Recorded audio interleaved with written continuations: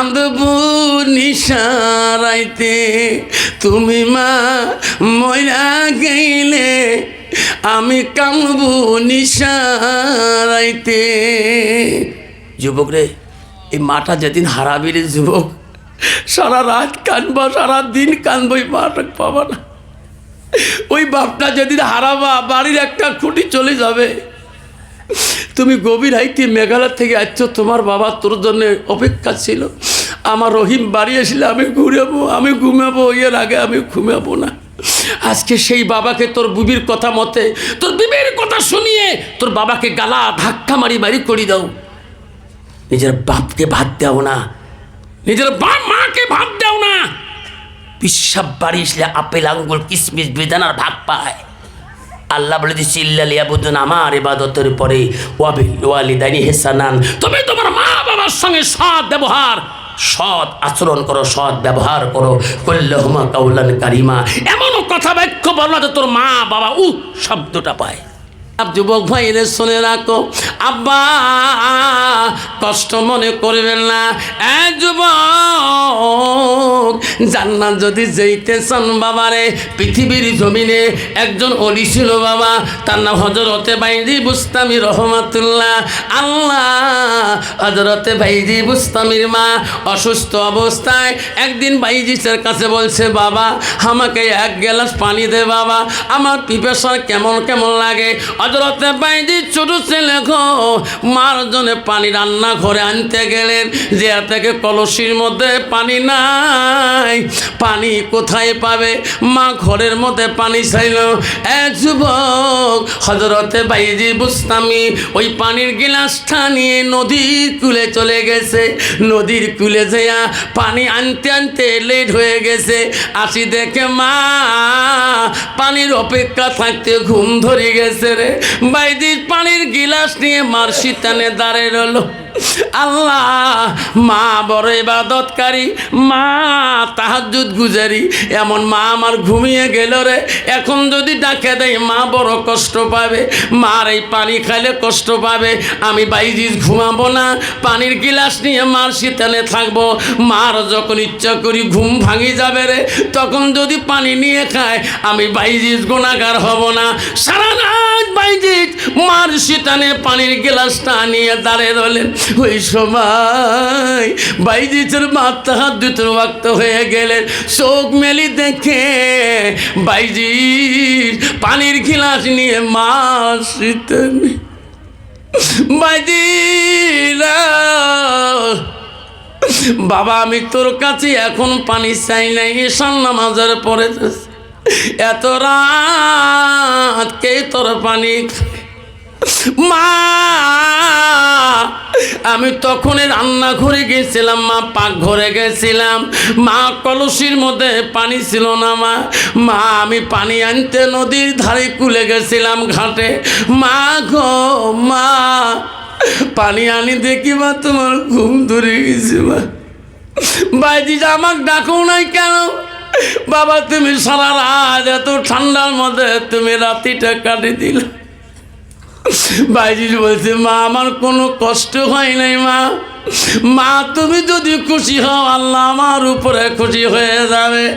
এই বন্ধু হযরতে বাইজি বুস্তামির মা ঘুম থেকে উঠে উজু করি, ছেলের হাতের পানি খেয়ে তাহাজ্জুদ নামাজ পড়ি, আল্লাহর কাছে দোয়া করে, আল্লাহ আল্লাহ আমি বাইজিদের মা, আমার সন্তান আমার জন্যে আল্লাহ এক গ্লাস পানির বিনিময়ে সারা রাত পর্যন্ত যদি দাঁড়িয়ে থাকতে পারে, আমি তার মা কেন দোয়া করতে পারবো না? বাইজিদের মা দোয়া করে, আল্লাহ আমি মরি যাব, আমার বাইজিসকে সুলতানুল আরিফিন আউলিয়া বানিয়ে দিও। আল্লাহ পৃথিবীতে হযরতে বাইজি বুস্তামি মার দোয়ায় সুলতানুল আরিফিন আউলিয়া হয়েছে। যুবক বন্ধু রে, শিমলা বাড়ির বন্ধু, খবরদার আপন মাটাকে কষ্ট দিস না রে বাবা। বাবাকে ঢালা ধাক্কা মারি বাড়ি থেকে বের করে দিস না। বিবির কথায় মার মনে দুঃখ দিস না।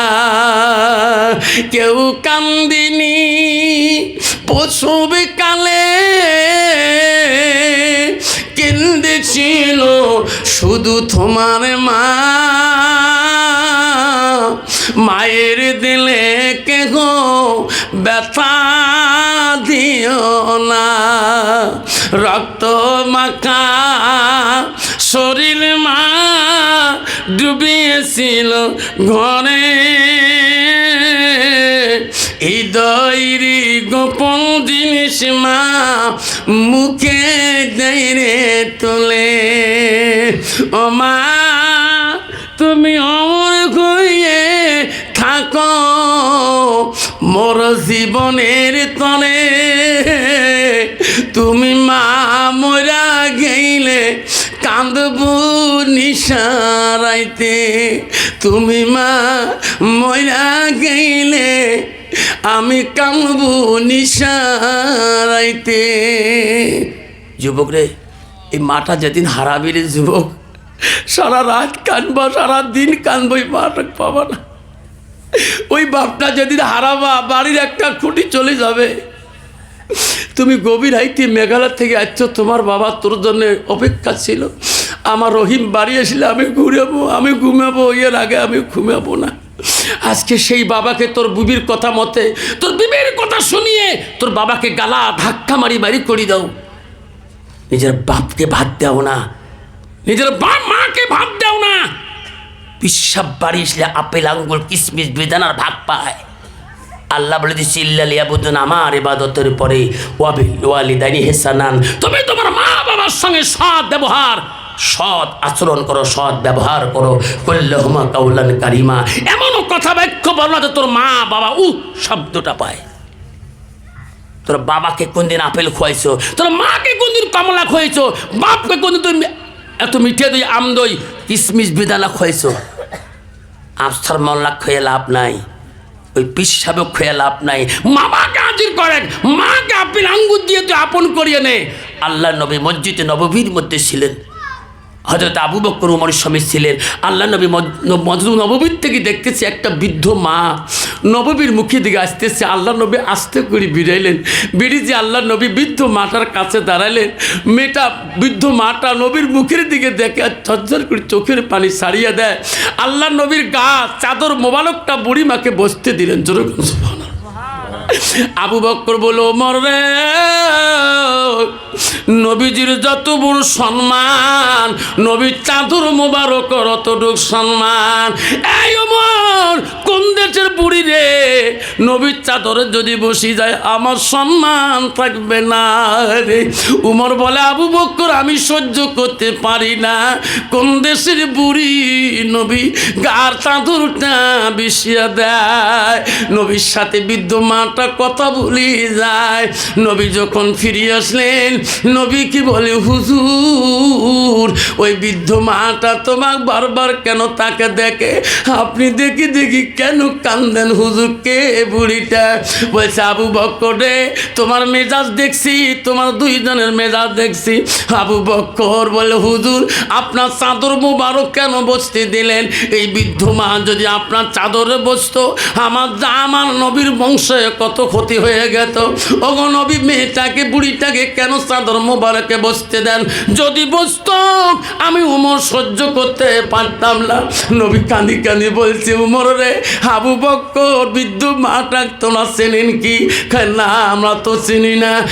আবু বকর, উমর তুমি চেনো না, আমি নবী, আমি মার আদর পাই নাই, 6 বছর কালে মা হারাছি। ওরে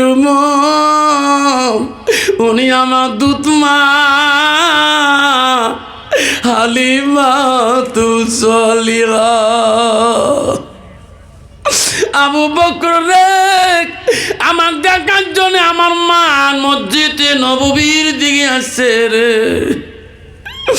উনি যদি আমার চাদর মুবারকে বসে রে, আল্লাহ কোনো দিন নারাজ হবে না। আবু বকর, হালিমাতুল সালিয়ার একটা বেটা ছিল, তার নাম আব্দুর রহমান। ওনার বেটার থেকে আমাকে এত আদর করছিল রে, মোহাম্মদকে।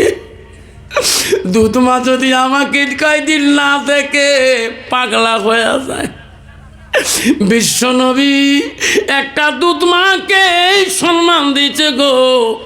আজকে তুমি তোর জন্মদাতা মাকে তুমি সম্মান দিতে পারো না। মা বলে রাখো শান্তি কেন নাই রে দুনিয়ায়, গজব কেন আসিল দুনিয়া।